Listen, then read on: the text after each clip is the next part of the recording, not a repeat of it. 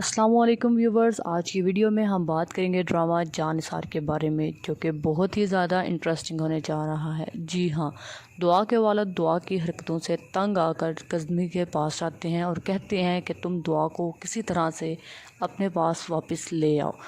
ये सब कुछ सुनने के बाद गज़नी कहता है कि जो कुछ मेरी आंखों ने देख लिया है, क्या आप सोचते हैं कि मैं दुआ को वापस लेकर आऊँगा? आपकी सोच है, मैं उसे कभी भी वापस नहीं लाऊँगा।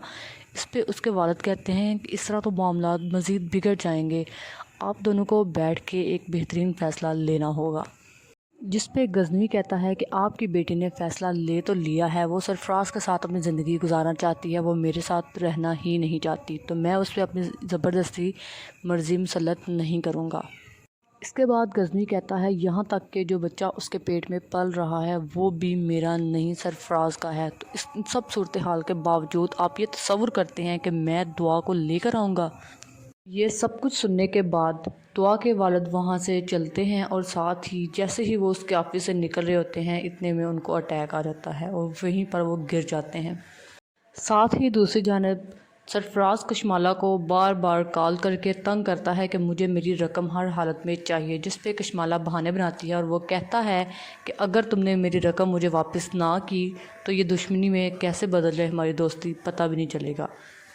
चूँकि सरफराज कशमाला का सारा साथ जानता था, तो वो इस सूरत हाल को देख के बौखला गई थी और वो प्लानिंग करने लग गई कि किस तरह सरफराज को अपने रास्ते से निकालूं, क्योंकि वो सब कुछ कर चुकी थी जो वो करना चाहती थी और वो अपने प्लान्स में कामयाब हो चुकी थी। अब उसका मकसद सिर्फ़ और सिर्फ सरफराज को अपने रास्ते से हटाना था।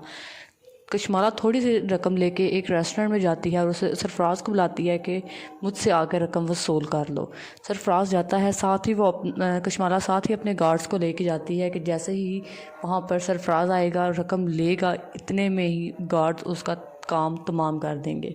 लेकिन किसी वजह से गार्ड्स सरफराज को नहीं मार पाते। जब जैसे ही सरफराज घर वापस आता है और रकम को गिनता है तो वो देखता है कि रकम तो कम है, जिस पे वो कशमाला को दोबारा कॉल करता है और कहता है कि तुमने अच्छा नहीं किया, अब तुम इसका इंजाम भुगतोगी। साथ ही सरफराज प्लानिंग करता है क्यों ना मैं कशमाला की बजाय अब दुआ से हाथ में ला लो और दुआ से रकम वसूल करूँ, क्योंकि कशमाला तो मेरे साथ धोखा देने की कोशिश कर रही है और उसे लगता है कि शायद अब कशमाला उसे रकम नहीं देगी। ये सारा कुछ जाफ़र फिर से रिकॉर्ड कर रहा होता है।